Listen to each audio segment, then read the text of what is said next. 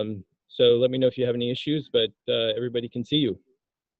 Okay, hello everybody. I'm really glad to virtually be here. I wish I could be there in person. I grew up in Ontario and my dad still lives there. My brother lives in Claremont, so it would have been fun to come down, but I am stuck up in Napa in the rain. So I am going to talk today about a survey I did in Davis in 2014, 2015 for a CLG grant project. And I think, you know, even though Davis is in Northern California, it will be really relevant for all of you who happen to be down south. There was a lot of post-war resources and repetitive tracts and things that I'm sure that you all are familiar with and are going to be dealing with in your work over the next few years. I think because of the virtual setup, it's probably better to hold questions to the end, but I'll definitely leave time for that. So the first slide here is a map of the city limits of Davis. And the city of Davis had actually had 3 previous historic context surveys, 80s, 90s, and one, I think, about 2003, but they had focused on the very small, you know, quote unquote historic area, which was the sort of original Davis street grid from that dated actually from before the university was established, and then some small additions really near that. So it was all pre-World War II,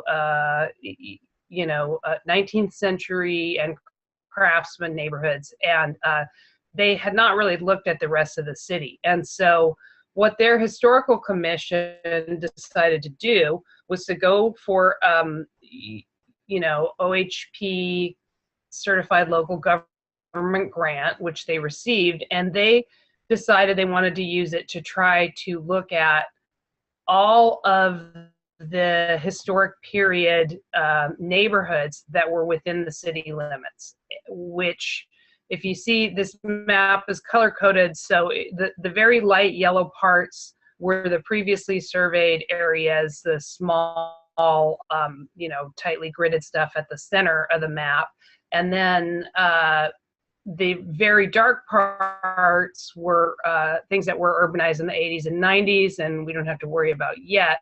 But all the sort of light brown and goldenrod colors were developed between 1946 and we took the survey up to 1975. So we looked at if subdivisions were recorded prior to 1975 and most of their parcels built out by around 75, we looked at the neighborhoods. So we had to come up with several methods of streamlining, and one of those was to look at the subdivision as the unit of analysis rather than the individual property. And then the second slide is just the areas that were originally surveyed. So you can see how small that is in comparison to what we were doing, and I'll go back once for you to compare. So if you just the light yellow at the center lower frame is what's there. And so we were doing a 7 square mile area, and we knew we couldn't intensively survey all of that, but we had help from the commission, we had community volunteers, and a lot of help from the city who was behind this effort. And so we decided that we were going to try to look at every parcel and try to at least analyze it within a framework of its subdivision. So we did DPR 523D forms for each subdivision, or in some cases, a group of subdivisions that were built together by the same builder around the same time. And we came up with some streamlining methods that you'll see as we go forward. So we identified 4 basic types of neighborhoods in Davis, and the easiest to deal with was what you see on the upper left, neighborhoods that really turned out to lack significance and were not architecturally distinguished, and there were repetitive resources. So those were the simplest to handle. And then we had some neighborhoods like the upper right that were historically or architecturally significant but lacked in integrity. And those were also fairly simple to handle. And then it was a little more difficult to grapple with neighborhoods like the ones on the lower left. Some of the subdivisions that were built a little later were, quote unquote, custom. So even though it was sort of a builder developed everything at the same time, the houses weren't really all the same. So it was, and they weren't even, specific repeating models. So there was a lot of customization that made it challenging, but those, most of those neighborhoods still lacked significance. And then we found a couple neighborhoods like on the lower right that has significance and integrity, and we were able to recommend these for listing. And incidentally, none of them have yet been listed, so we'll see if the city gets there. So first I'm going to talk about Huntwood Park as an example. That was one of their early post-war neighborhoods. One of the very first developed after World War II. There were only very few neighborhoods in Davis that really got built out before 1955. I suspect a lot of communities down here will find the same thing. The post-war building boom really took a few years to get started because of the lack of materials, and I think that was across California. Sorry, there's a garbage truck passing, so I'm sure you can hear that noise. I hope you can all hear me talking still. So we found that this small neighborhood, only 82 houses, was developed by Oliver Rousseau, who is a builder who was pretty famous in the Bay Area. He developed a lot of neighborhoods in the Sunset District in San Francisco, very architecturally significant neighborhoods. This was more, was less architecturally significant. They were ranch houses that were, didn't have a lot of variation, but it was historically significant for Davis because it seemed to be the first or one of the first uses of landscape features, particularly non-orthogonal street layout, which, prior to this, even subdivisions that were speculative were laid out on a pretty strict grid. And Rousseau started introducing some of that, more modernist cul-de-sac type layout. And then these houses also had attached 2-car garages, which was actually really rare in the early 50s. The early post-war subdivisions mostly had single-car garages, and 2-car garages sort of came more in the 60s and 70s. So he was kind of early proponent of that. And you'll see from the photos, though, that the 2-car garages are sometimes not what we would consider a 2-car garage today, but they are larger than the, tiny garage, pre-war garages. So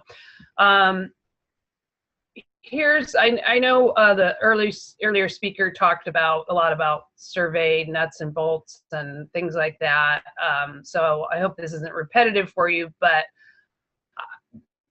I'm just showing some of the research tools we used for Davis, and we were very lucky to get not only aerial photographs, but we had some of these oblique aerials, which are really gold to me, because you can really see, you can tell if you have a hipped or gabled roof on a specific house, and point them out, and you can really see the cultivated farm fields from the 1940s, and then replaced by houses in the same area by the early 50s. So, and you can also see the those branching streets, even though it's a small area. He worked in those that what was just becoming popular there. And then you see the other subdivision, which is sort of to the left, upper left of the 1952 picture. That's more of just a straight street. So he was really early on the non-orthogonal layout.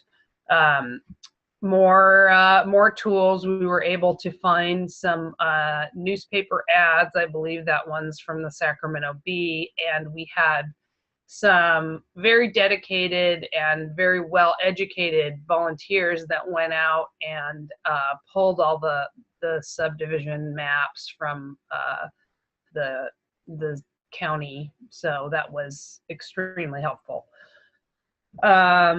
So then we went out in the field. We had our research established that this neighborhood was historically significant. Went out and surveyed, and this is what we found.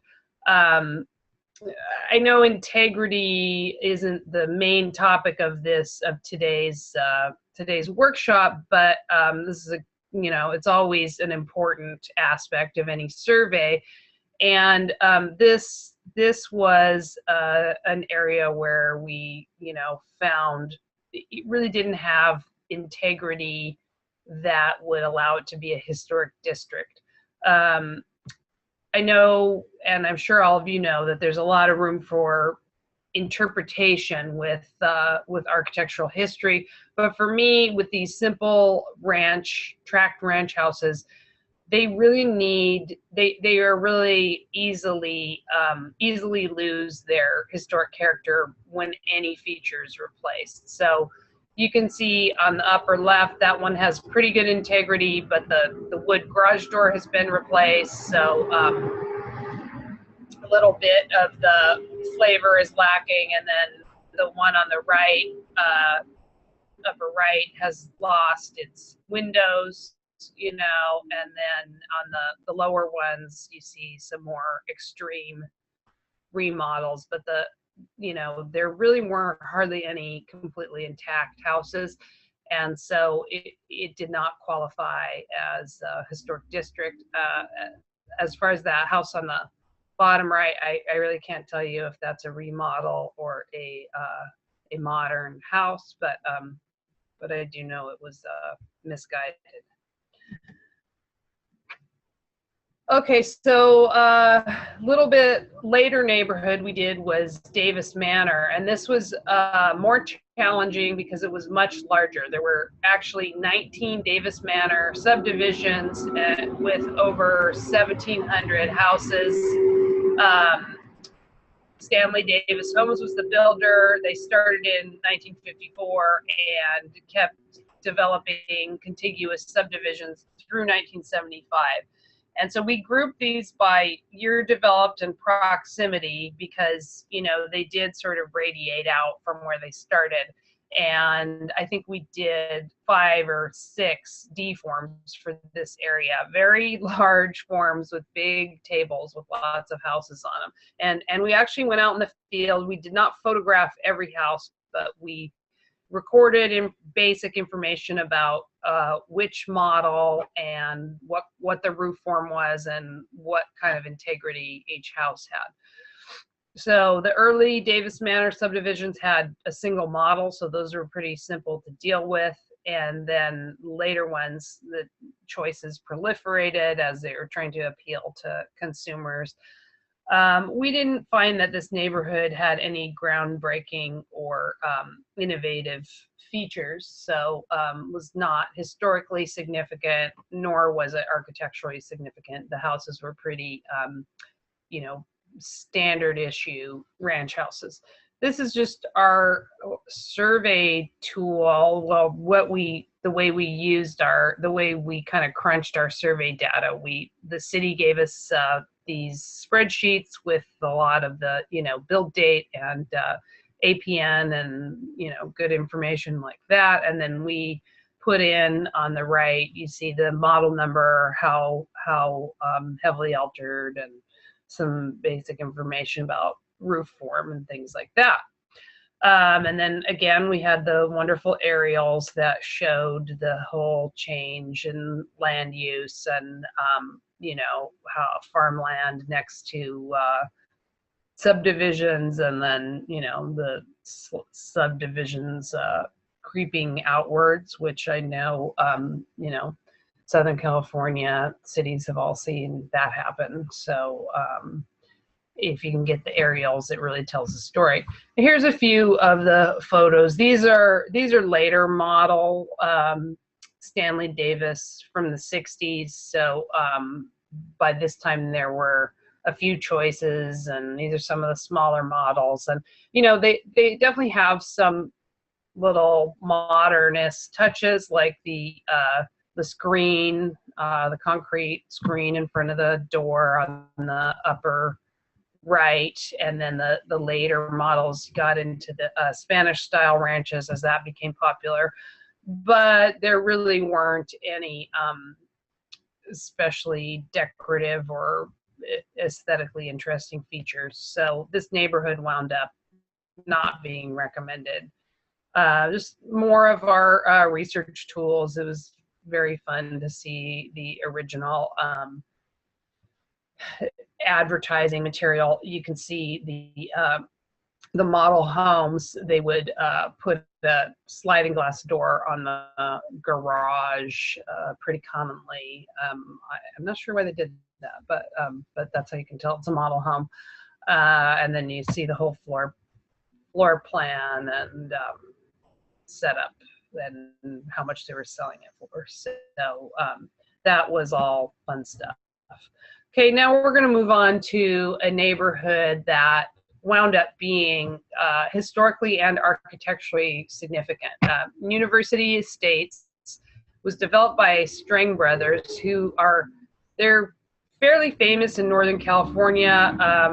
They pretty much exclusively worked in the Sacramento Valley, so I don't know how well known they are down south, but they were inspired by Joseph Eichler. They loved modernism, and they worked with an architect named Carter Sparks to build a lot of houses in the Sacramento Valley. And in Davis, they had 12 subdivisions of almost 1,000 houses and duplexes, and they built some commercial on the arterials. And this was later, between 1965 and 72. And the unique and historically significant thing about their neighborhoods is that they use the post and beam modernist houses, but also mixed ranch houses in, because they didn't feel that there was a big enough market in Davis to sell 100% modern houses, which is what they really liked, but they were, businessmen. So they mixed it up with the ranch houses. So it's kind of rare to see neighborhoods where the two are mixed together. And they definitely were the first to bring modernism to Davis on that scale. There were a few architect designed houses before this. So this is a very challenging neighborhood to deal with, because the model numbers are limited, but the Strangs, one of their, what they offered was a high degree of customization. So they tried to only work close to their home. I believe they lived in Davis, or one of them did, and they would really bend over backwards to customize for their buyers, and they would sell the houses before they were built, do a lot of customization. So even though there's technically only a few models, it's challenging to determine integrity. A lot of the things that we identified on our initial windshield survey as alterations, we realized were just customizations as we went through. So this neighborhood is really primarily significant for its architecture, but because of some of the city planning things, it was also historically significant. So here's a sampling of the most basic model of the house. They came with those globe lights that you see are really pretty intact. Most of them had the clear story window, like on the upper right, and the carport, but some have had their carports enclosed to garages, but some, like I believe the one on the lower left, originally had a garage because that's what the people wanted. And so the Strings were willing to do that, even though I'm sure they liked the carport because it was a more, classic design. And then you see kind of a strangely altered version on the bottom right, where the homeowner is deciding to put a fascia board on the the post and beam and kind of cover up the express structure, which is what gives this house its character. So it makes it into something pretty weird, which is, I'm sure anybody that has spent time in modernist neighborhoods has seen this sort of craftsmanization, where people tend to put sort of historicist details on modern houses that don't really fit. Here's a sampling of the ranch houses. They're not really significant architecturally, but they were definitely very nice, well-designed ranch houses as well in this neighborhood. A couple of is a duplex and a commercial building, so they really worked hard to make their buildings stylish and modernist. And here's some more customized houses. They called the one on the bottom their transitional model, so with the massive chimney and the clear story and the post and beam exposed structure for their modernism, but the attached garage and kind of ranch layout for people that might want a little more traditional house. And then the upper ones are, the upper photographs are flat roof models with atrium, center atrium, and the one on the left is like raked concrete cladding. So it just shows some more of the customized details. And here's a unique house that seems to have been completely custom, with a sort of very, very low slope roof, and the garage with the same cladding material. And here we have I was talking about craftsmanization, and here's an example of kind of a misguided remodel that has degraded the integrity. It's really lost a lot of its modernist character, but it doesn't really look like a craftsman house either. So it's kind of a weird hybrid. They gave themselves took away the parking and gave themselves some more living space. But we'll see if this one holds its property value. I think modernism is extremely popular in the real estate market right now. So this may have been an expensive way to lower the value of this house. Another remodel that's more more cosmetic, but still not really very friendly to the original design, although you can still see the beams. And then this is something very common. There's a high level of integrity in this neighborhood, but the most common alterations are those beams are often cut off where they rotted, you know, the roof beams. And then a lot of people put additional windows into the blank face of the facade. So for egress, I guess, and additional light, but it really, you know, did not respect the original design. A lot of houses did it in a way that is not so intrusive, and put a window or a door on the side, and it looks fine that way. But this is an example of, you know, not great integrity. Here's the Strings 2-story model. This is a very polarizing model. A lot of people hate this house and think it's very ugly. I think it's kind of cool. I kind of like it. But this, you know, this really shows how they had the same model, but there were all these options. I believe that sort of dormer feature on the lower left was original, because I saw that on a couple different houses. And then you know, you could do the garage or the carport.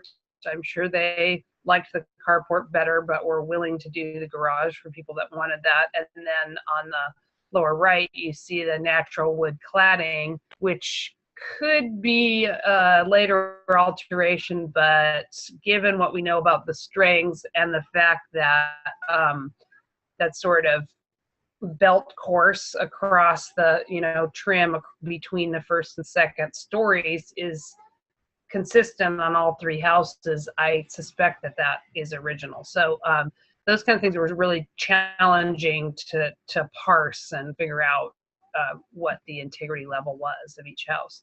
We were very lucky because Bill and Jim String are still around, and Bill String let me go out to his storage unit and dig around and find original drawings, and so that was a lot of fun, and you know, added richness to the final product and gave us more information. Here's some more of what we found, you know. Plan 524. This was the 2-story that I showed you earlier, and this gives you all the details on the layout and customization and options and all that. And it shows it with I don't know if you can see it, but there's a big hanging lamp, you know, porch light, which I believe Carter Sparks designed those things too. He was a if you have time, go look up his architecture. His custom homes were amazing. Okay, so that's kind of the end of the subdivisions. I just have a few more slides showing some architecturally unique modernist buildings in Davis. They have quite a few modernist churches, which I know there are loads and loads of modernist churches in Southern California as well. This is a Lutheran church that I can't remember what street, but it's a pretty prominent area. This is architect designed. Here's another architect designed church, kind of a space age, very very creative, unusual design. The lower right is that awning is an addition, and that kind of, you know, wasn't terribly respectful of the original design, but I'm sure it's useful for the congregation to have something to stand under. So kind of give you both pictures with where the awning doesn't show and then where it does, so you can see how it's been altered. And then this is one of just a couple buildings that we recommended for individual listing in this survey, in part because we just didn't have time to document. There were probably about 15 to 20 things we identified as potentially architecturally significant individually. And this was the originally an insurance company building, and it's been it has good integrity, but it's a little hard to see because of the vegetation's really overgrown. But it's quite an interesting local example of new formalism, and its original design included integrated signage and this sort of strange projection at the entryway, which you can't see well in this picture.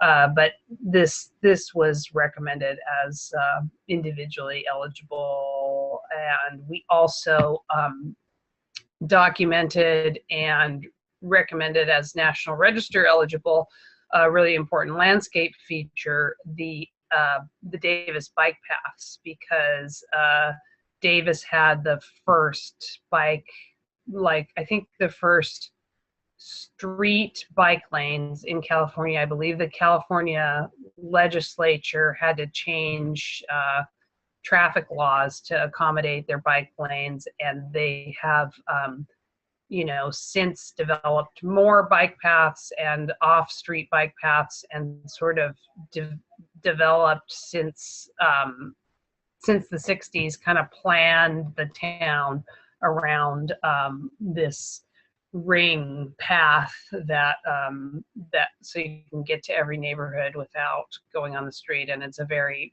bicycle oriented town. So we recommended the bike path eligible, and that was a little outside the box for documentation purposes, but definitely a very important landscape and planning resource in Davis. And I don't have any pictures, in part because it's very hard to photograph because it's basically lanes on the street. So, okay, so that is it for my presentation. I would love to answer questions if anybody has any. Okay, thanks, Kara. Can you hear me? Yeah. All right. Any questions from the audience? Yes.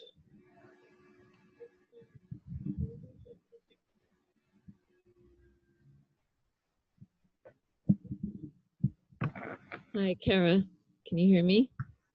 Yes. Hi. So I was interested to know if there was any desire to designate those communities, the earlier ones that you described to us that weren't of historic significance. You weren't going to recommend them as historic districts. Was there any interest in recommending them for as a neighborhood character district or something like that?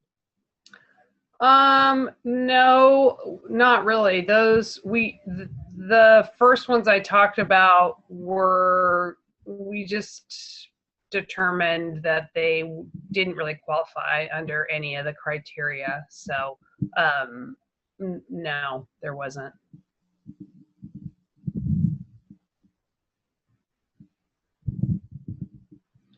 Hi, Kara. Hi. Since the UC Davis was established in 1905, was there anything in your surveying that the university had any association with or proximity to that would have influenced housing development between 1905 and the war and after the war? Well, I probably didn't make this very clear, but since they had done those previous surveys, I wasn't really I kind of summarized the history of Davis between like 1880 and 1935 pretty quickly just from the previous surveys, and then we were really focused on the post-war era.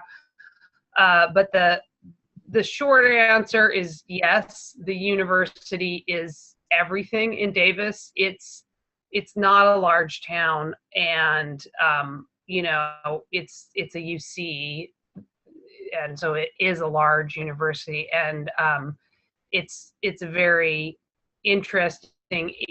all the politics in Davis, the development, everything is driven by the university. And, you know, the city is maybe sort of like the dog and the, you know, but being wagged by the tail of the university. The city can't really stop the university from doing anything. And, you know, Davis had a very big anti-growth movement in the 70s. And that was it sort of started in 72. And that was kind of in response to the university continuing to grow, but they weren't, you know, they really couldn't stop growth, because as long as the university kept growing, Davis was forced to grow in a way. So, yeah, the university is a very important context, and that was part of our research. But since this was city funded, the university has its own, you know, planning process, and doesn't go to the city for permits and things like that. So we did not focus on the university itself. We didn't do any survey of the university, but we did talk about, you know, it's certainly in the historic context, it was very important. So does that answer your question? Yes. Any further questions? Okay, thank you, Kara. Thanks. Oh, they're clapping for you. Oh, thanks. I can't really hear, but thanks for listening.